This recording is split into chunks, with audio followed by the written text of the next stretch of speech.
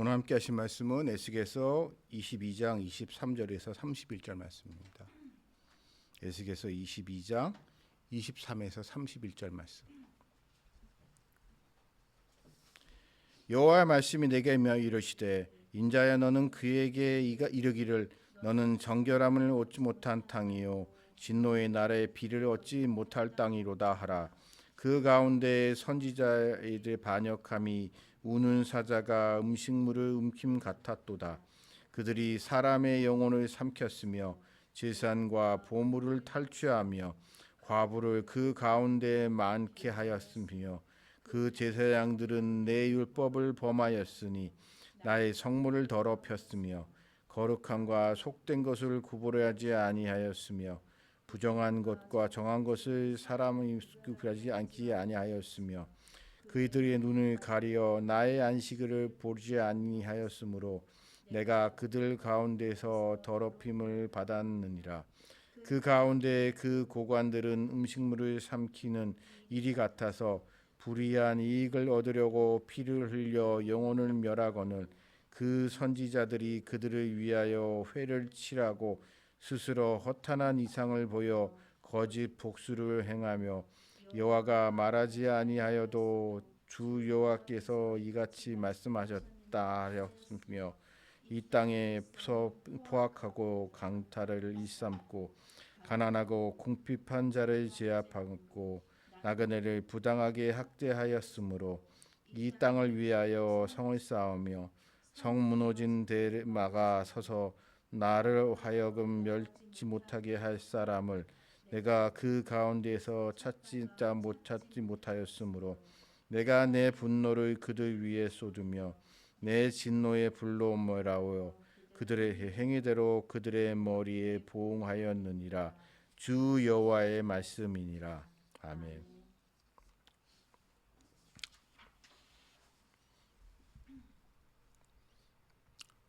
요즘 세상을 보면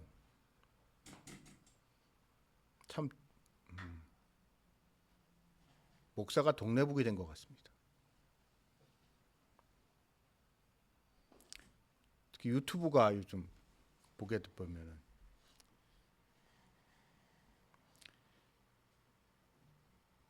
기독교에 대한 비판을 뛰어넘어서 어찌 보면 기독교에 대한 비판은 어떤 면에서는 건전한 부분도 있죠. 어떻게 약간의 지적인 의문점, 어떤 신학적인 논쟁이 거기서 더 발전하게 된 게 신학적 내지는 종교학적 논쟁이기 때문에 저는 오히려 한편으로는 그거를 긍정적인로 생각하는 부분도 있습니다만 다른 한편으로는 이거보다 더 안 좋은 부분은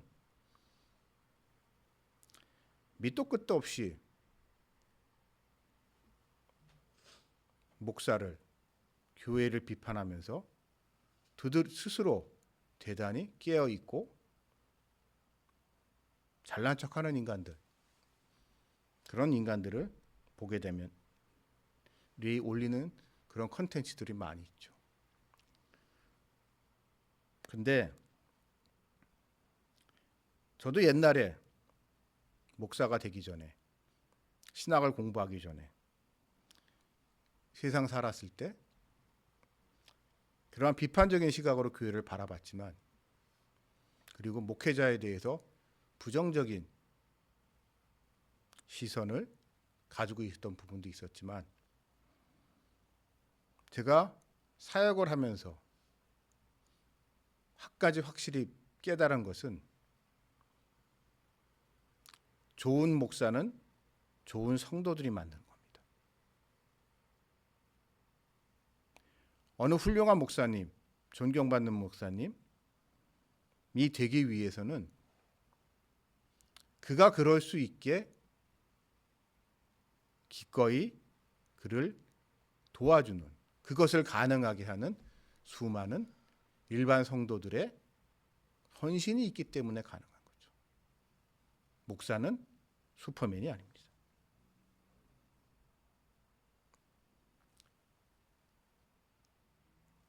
현대 사회에 목사라는 것은 참 많은 유혹에 노출되어 있습니다.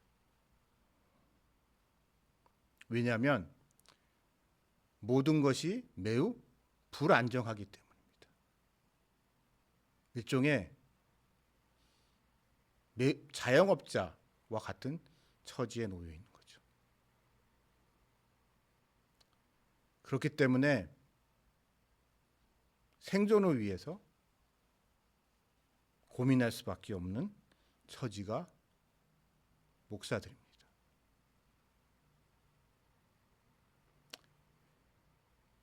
그럼 그러한 목사들의 모습을 우리는 어디서 발견할 수 있을까요?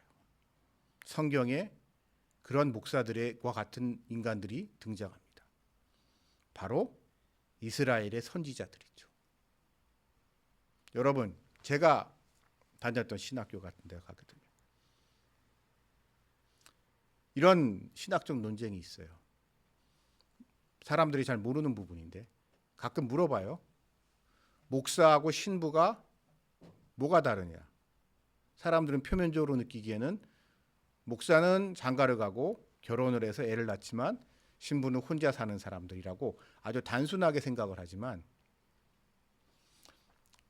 목사와 신부 사이에 대한 이 목사와 신부는 성경적으로 봤을 때 전혀 다른 역할을 합니다. 신부는 천주교의 신부는 사제는 구약의 제사장의 역할을 하는 집단입니다. 그렇기 때문에 구약의 제사장들이 예루살렘 성전이라는 거대한 성전에 소속되어 있듯 그래서 그 성전에 소속됨으로 말미암아 어찌 보면 많은 부분을 제한받지만 또 한편으로는 기본적인 것을 보장받듯 대신 그 정해져 있는 그 조직 구약으로 따지면은 예루살렘 성전에 정해져 있는 그런 루틴을 성실하게 잘 수행하는 것이 제사장의 역할이었다면 오늘날의 신부님들의 역할은 로마 교회가 정해놓은 그 일과를 성실하게 수행하는 것, 그것이 신부들의 역할이죠. 반면에 목사들은 구약으로 따지면 제사장 집단입니다. 제사장이 아니라 선지자 집단입니다. 그래서 저희 학교, 제가 나왔던 학교는 스스로 이런 표현을 씁니다. 선지동산이라는 표현을 써요. 선지자들의 동산입니다. 그래서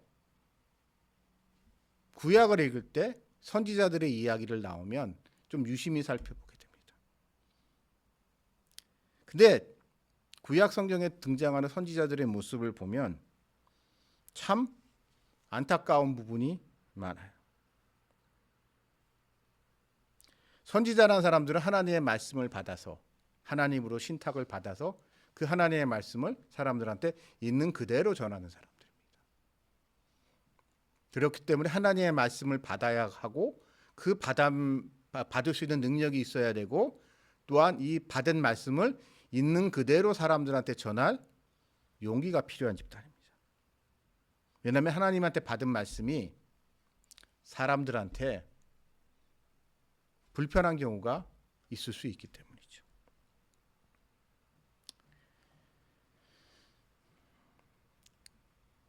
그렇기 때문에 선지자들은 좀 뭐라고 해야 되나요? 좀 불편한 집단입니다.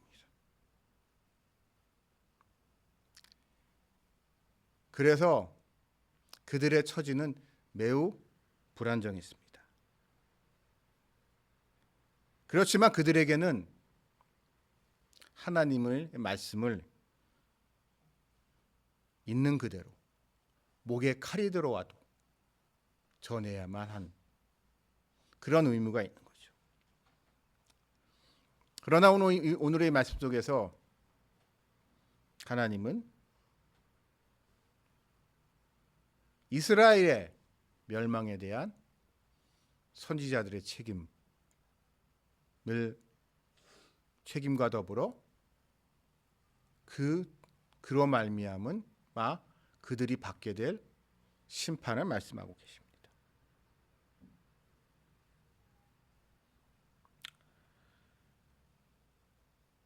선지자라는 사람들은 어떤 사람일까요? 여러분, 아주 이런 부분을 한번 생각해 보십시오. 구약의 가장 중요한 인물이 누구죠? 모세입니다. 모세는 선지자일까요? 제사장일까요? 모세는 선지자입니다. 제사장은 아론이고.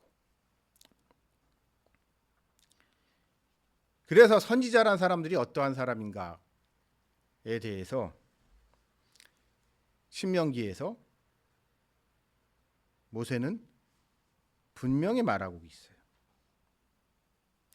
제사장은, 아론과 같은 제사장은 정해진 제사를 하는 것을 성실하게 수행하는 사람들이기 때문에 그들이 잘하냐 못하냐가 중요한 것이 아니라 그것을 꾸준히 해내냐 아니냐가 중요한 거고, 그 올리는 제사를 하나님이 받든지 안 받든지 그거와 상관없이 제사를 잘 드려야 되는 거죠. 이에 반해서 하나님의 말씀을 받아야 되는 선지자는 그가 받은 하나님의 말씀이 하나님으로부터 온 말씀인지, 아니면 마귀의 속삭임인지, 아니면 선지자 개인의 욕망의 투사인지, 이걸 구별하기가 되게 힘들어요. 그래서 신명기 18장에서는 모세가 이렇게 이야기합니다. 18장 22절에 이런 구절이 나와요. 만일 선지자가 있어 여호와의 이름으로 말한 일을 이래 증언도 없고 성취함도 없으면 이는 여호와께서 말씀한 것이 아니요 그 선지자가 제 마음대로 한 말이니 너는 그들을 두려워하지 말지니라. 여호와의 말씀을 선지자가 하나님이 이렇게 될 거다라고 말씀하셨는데 그대로 안 되면은 그 하나님이 말씀하신 게 아니기 때문에 두려워하지 말라고 해요. 그러면서 19절에, 이 앞에 19절엔 그렇게 얘기가 나와요.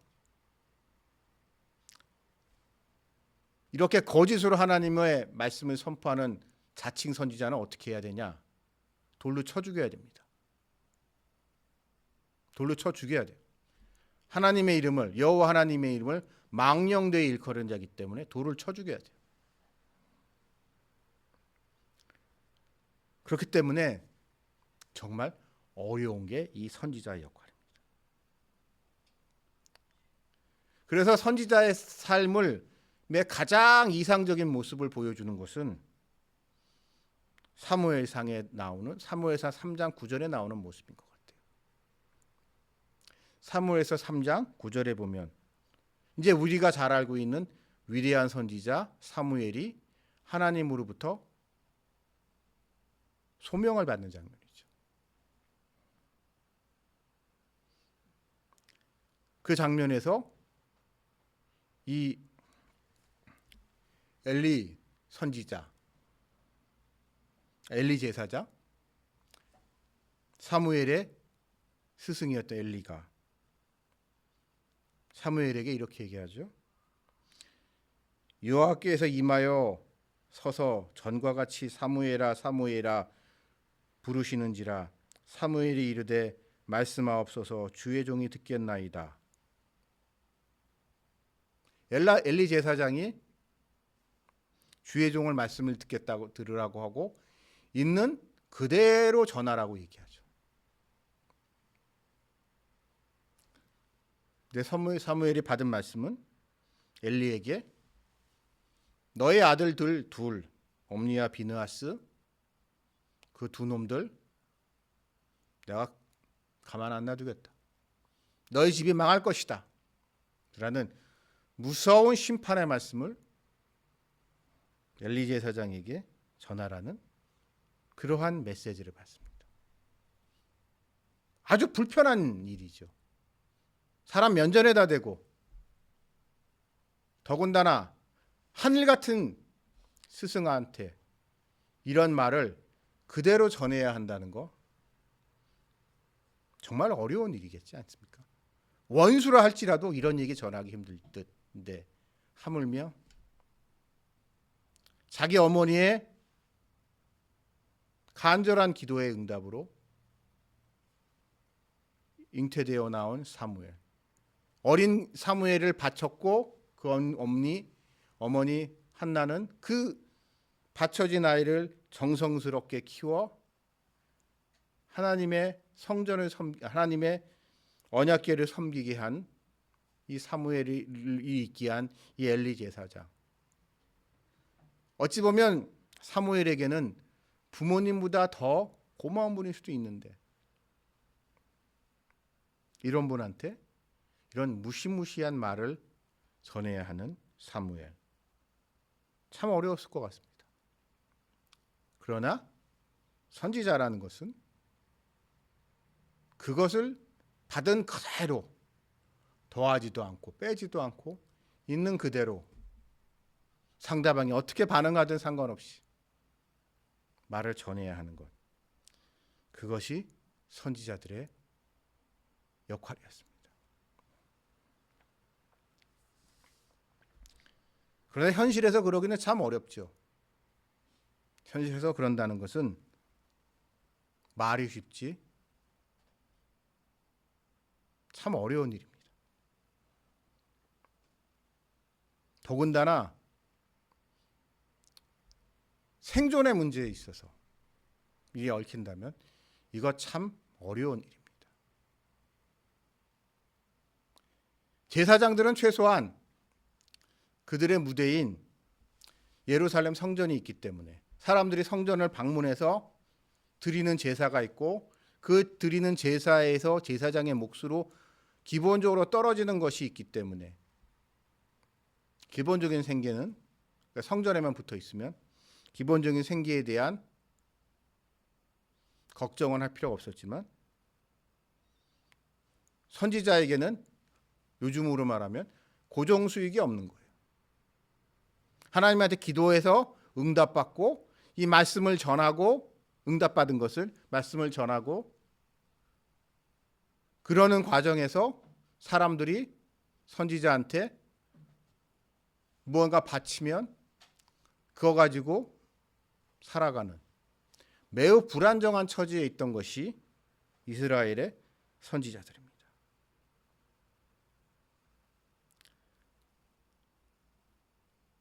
선지자들의 모습은 여러분 우리가 가장 쉽게 이해할 수 있는 게 익숙한 모습이 엘리야와 엘리사의 모습이에요.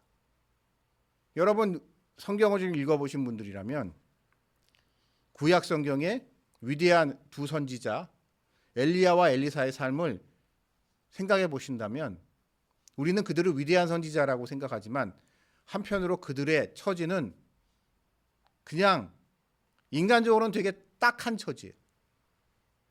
방랑자들이에요. 자기 집도 없고 가족도 없고 이것저것 떠돌려만 다니면서 뭐 굳이 비유하자고 하면은 하여튼 이것저것 떠돌아다니면서 하나님의 말씀을 전하고 사람들한테 축복 기도해주고 그러면서 사람들이 감사하다고 바치는 예물을 받고 그러니 만약에 기도 응답이 없다든가 사람들의 반응이 이런 식으로 기껏 잘 섬겼더니 기도 응답이라고 그런 소리를 가지고 오냐고 불편해하면 빈손으로 쫓겨날 수도 있는 게 그게 선지자들의 삶이에요. 저는 구약 성경을 읽을 때 뭐 여러분 성경을 통독하다 보면은 참 황당한 교회에서 잘 다루지 않지만 황당한 사건들이 있는데 그 중에 가장 황당하게 제가 저한테 이제 황당하게 했던 것 중에 하나가 열왕기하 2장 22절에서부터 24절 말씀. 엘리야의 후계자 엘리사가 되자마자 그가 베델로 갑니다. 선지자들에게 가장 중요한 곳은 베델이에요. 제사장들한테 중요한 곳이 예루살렘이었다면 선지자들한테 가장 중요한 것은 베델이에요.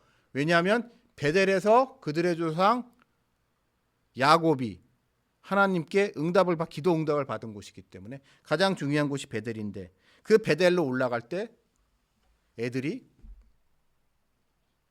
대머리라고 놀리죠. 대머리라고 조롱하니 놀리니 갑자기 곰이 나타나서 선지자를 조롱하는 애들을 갈기갈기 찢어 죽인다는 구절이 나옵니다. 전 이 구절을 성경 읽게 되면 우리가 인간적으로는 좀 이해가 안 되는 구절인데, 우리가 반면 다른 한편으로 생각해 보면 그 당시 선지자들의 처지가 얼마나 한심했는가를 보게 되는 거예요. 베델, 선지자들이 있는 곳입니다. 그곳으로 가고 있는 사람이고 딱 봐도 누가 봐도 선지자인데, 그런 선지자들을 동네, 요즘으로 말하면 잼민이들이, 급식들이 지가 뭐라고 대머리야라고 놀리는, 좀 심하게 말하면 이 구절이 보면서 그들의 선지자들의 처지가 얼마나 한심했는가와 더불어 그런 선지자를 조롱하는 놈들은 이렇게 죽어 마땅한 놈들이다라는 그런 말씀이 아닌가 싶은 그런 생각이 드는 구절인데요. 이렇듯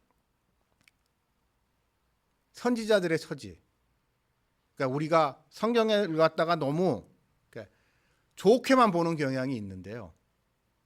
성경에 나와 있는 것을 좀 더 리얼하게 바라본다 그러면 구약에 등장하는 선지자들의 처지는 이와 같이 대단히 비참한 모습이 많았습니다.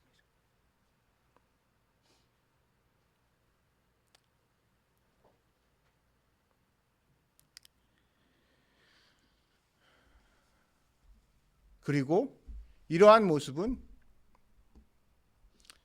선지자들의 후임을 자처하는 이 시대의 목사에게도 동일하게 나타나는 것 같아요.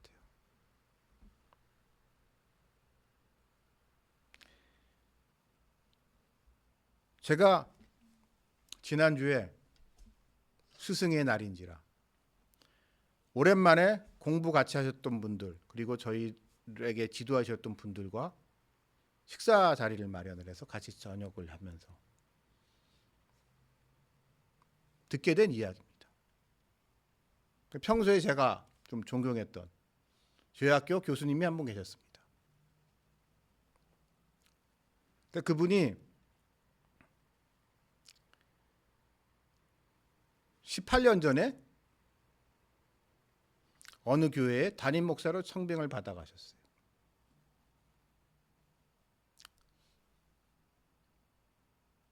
그러니까 벌써 18년 됐다 그러더라고요. 근데 그분이 그 교회에서 대학 교수로 잘 계신 분이었는데 어찌하다 보니까 그 교회가 꽤 규모 있는 교회였는데 담임 목사로 모시겠다고 해서 교수로 잘 지내시던 분을 담임 목사로 청빙해 갔어요. 근데 어느덧 그분이 이제 정년 퇴임을 할 때가 다가왔습니다. 정년 퇴임할 때가 다가왔는데 참 기도 안 차더구만요. 그 목사님 인격적으로 훌륭한 분입니다.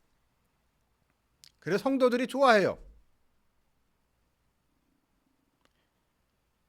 그리고 그분이 담임 목사로 계시는 동안 그 교회는 지난 10년이 넘는 세월 동안 잘 굴러왔어요. 아주 부흥성장했습니다.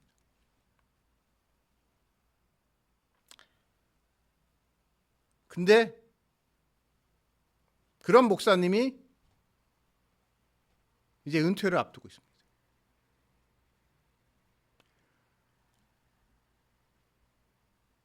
그것도 원래는 저희 같은 목사들의 정년은 70인데 그 교회는 여차저차해서 정년을 65세로 해서 5년 일찍 은퇴를 하셔야 되는 상황이 됐습니다. 그래서 올해 은퇴를 하셨다고 하더라고요.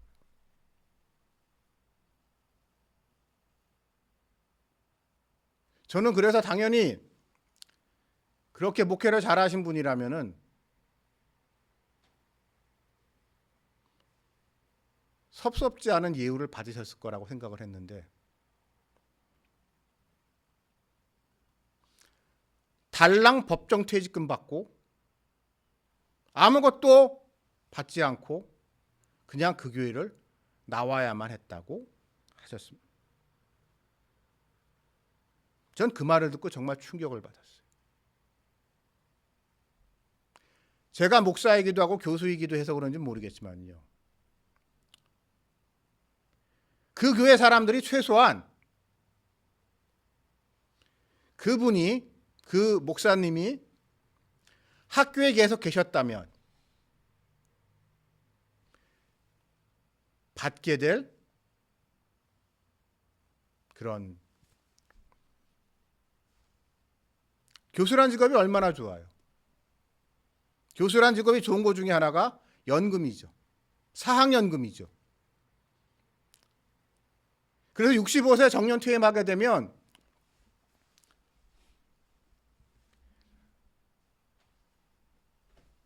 연금이 쌓이고 쌓여와서 노후 걱정 안 해도 돼요.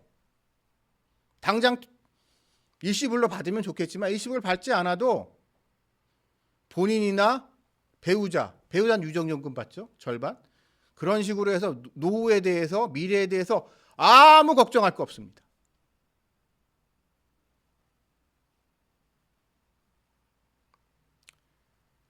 양심 있는 사람이라면 최소한 그 정도 돈은 대접은 해줘야 되는 거 아닌가요? 그러니까 기회비용이라고 하는데 이게 경제학 용어에서. 그 목사님이 교수라는 자리, 더 편하고 쉽고 더 경제적으로 윤택할 수 있는 자리를 포기하게 하고 자기네들이 불러서 자기네들이 초빙해서 담임 목사를 앉혀놨다면 그거에 마땅한 대우를 해줘야지 사람들이.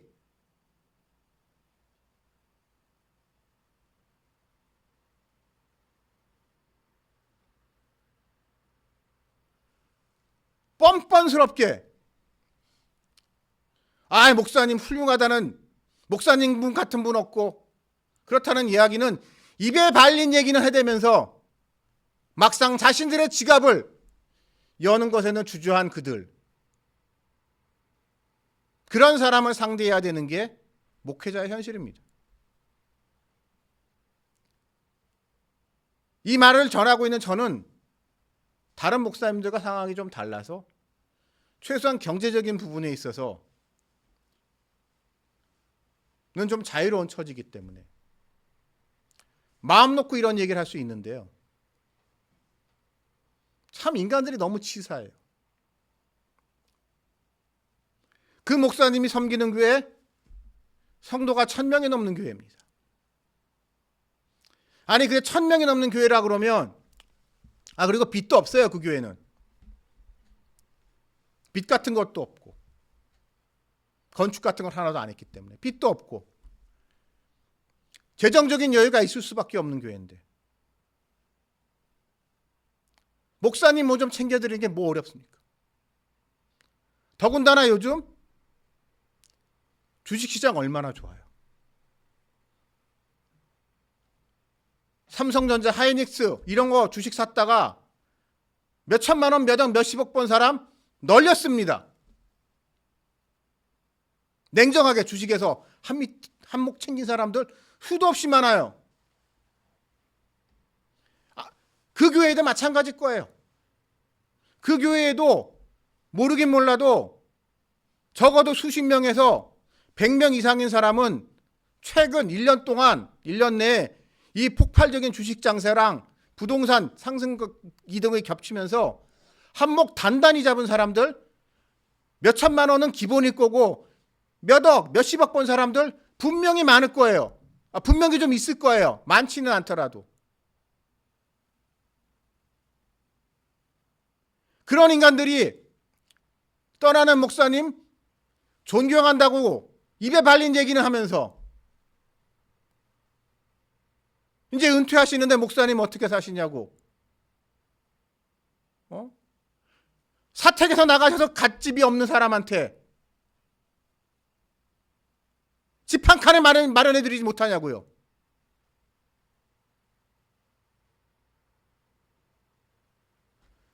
이렇게 하는 소식이 주가 주식 같은 거로 돈 번 거 노력해서 번 돈입니까? 뚝 떨어진 하나님의 은혜를 번 돈이잖아요.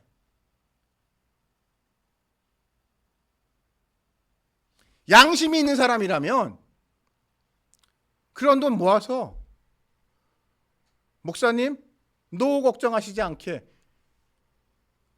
당장 사택에서 나가도 가야 갈 곳이 없어서 고민하시는 분한테 아파트 한 채 마련해드리기가 뭐게 어려워요. 그러면서 자기네들은 그 번 돈 가지고 주식으로 번 돈 가지고 부동산으로 번 돈 가지고 코인으로 번 돈 가지고 명품백 사고 앉았고 해외여행 다니고 앉았고 차 바꾸고 앉았고 집 평수 늘리고 앉았잖아요. 부끄럽지 않습니까? 이런 대접을 받는 게 대한민국 교회와 목사들의 현실이에요.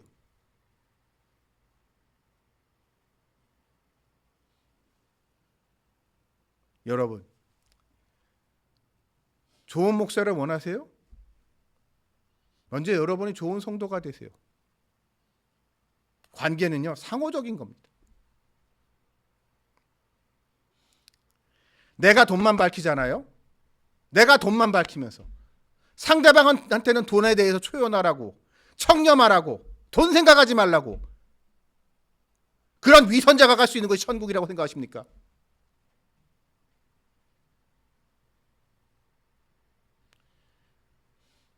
저를 포함한 이 장로교 쪽 고상한 의식이 있는 이런 성도들이나 이런 사람들 중에 교회에서 돈 얘기하는 거 기복신앙이라고 매우 유치하고 한심한 거로 보는 분도 계신데 왜 한심하다고 봅니까? 헌금 내기 싫어서잖아요. 듣기 싫어서 그런 거 아니에요. 내가 내 돈을 왜 내냐 그러는 거잖아요. 내가 얼마나 열심히 해서 번 돈인데 11조 냈으면 됐지 뭘 덜 바라냐는 거잖아요.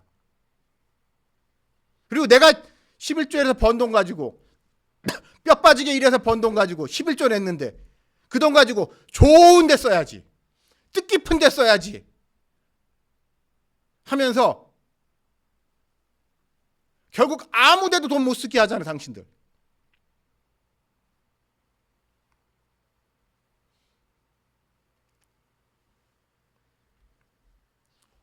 여러분, 이 모습이 바로 구약의 선지자들과 패역한 백성들의 모습이에요.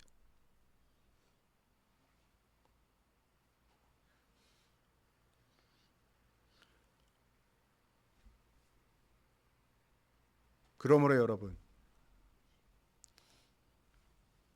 교회를 욕하기 전에, 목사를 비판하기 전에 본인은 본인의 교회에, 본인이 섬기는 공동체의 영적 지도자를 얼마나 마음을 다하고 마음을 다할 뿐만 아니라 실천으로서 본인의 본분을 다하고 있는지에 대해서 한 번쯤 생각해 보시길 바라며, 좋은 성도, 좋은 목사를 바라는 좋은 성도의 좋은 행실을 하시는 진정한 그리스도인의 모습이 여러분에게 나타나시기를 주님의 이름으로 기원합니다. 기도드리시겠습니다.